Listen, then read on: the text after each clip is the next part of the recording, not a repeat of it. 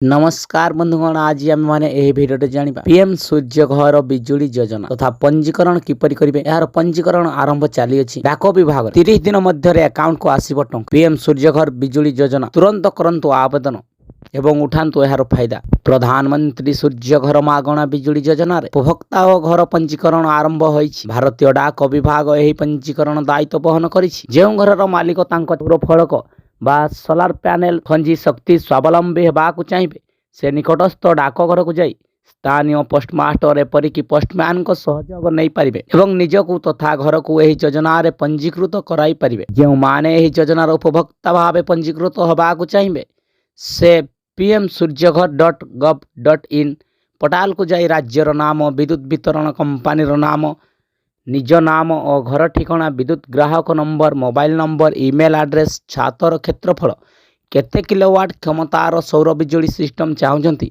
आदि तथ्य बा plan details rooftop solar form रे भरी आवेदन सबमिट करने को उपभोक्ता भाव सरकार द्वारा चिन्हट होगा।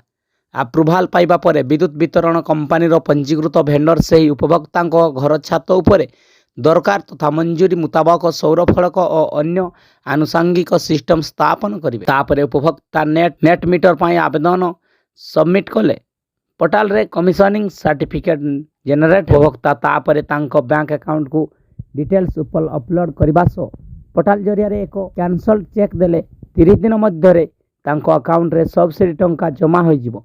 समग्र देश में 1 कोटी घर छात उपरे सौर फलक खंजा जाई प्रति छातरु मास को हाराहारी 300 यूनिट सौर विद्युत उत्पादन पर यह योजनार लक्ष्य रखा जाए।